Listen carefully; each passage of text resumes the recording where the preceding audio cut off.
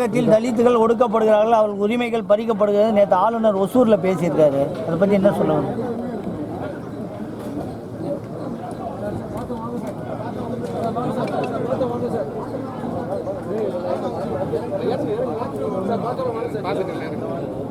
அவர் இப்போ அடிக்கடி இப்படிப்பட்ட கருத்துக்களை எல்லாம் பேசி வருகிறார்.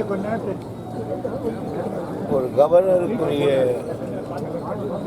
அந்த மாண்பையும் மரியாதையும் இழந்துவிட்டு உச்சந்தியிலிருந்து சண்டை போடுவதை போல் ஆட்சியோடு சண்டை போட்டுக் கொண்டிருக்கிறார். அதனால் எங்களுக்கு ஒன்று நட்டமல்ல, அவருக்கு வேண்டுமானால் லாபம் அல்ல. ஆகையினால் இதில் ஆளுங்கட்சியாக கவர்னர் அவர்கள் ஒரு அரசியல்வாதியாரை போய் பேசுவதை குறைத்து கொள்ள வேண்டும். இல்லாவிட்டால் குறைக்க நடவடிக்கை எடுக்கப்படும்.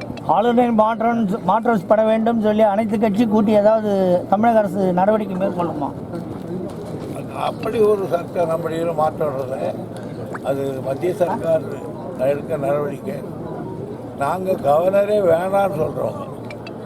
இவர் போய் இன்னொரு நாள் வரணும்னு கேட்குறோம். நாங்கள் கவர்னரே வேணான்றது திமுகவின் நிர்ணயப்படுத்தி.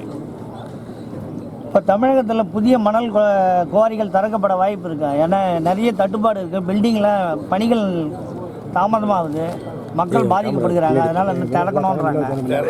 எந்த ஒரு ஆற்றுக்கு மணல் எடுக்க முடியாது, எல்லாத்தையும் தண்ணி ஓடுது.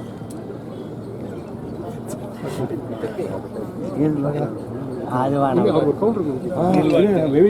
அண்ணாமலை சொன்னார், அவருக்கு உங்களுக்கு வயசாயிடுச்சு, அவருக்கு ஓய்வு பெற்றுலாமல் எதுக்கு இதெல்லாம் இருக்கணும் அரசியல் அப்படின்னு சொல்லி அவர் கேட்குறாரு. அதான் அவங்க பதில் கேட்குறாங்க. அவருடைய நல்லெண்ணத்துக்கு நன்றி.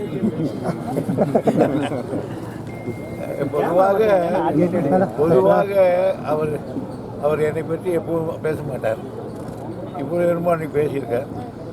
அதனால் அதை பற்றி நான் பெருசாக எடுத்துக்கிறேன்.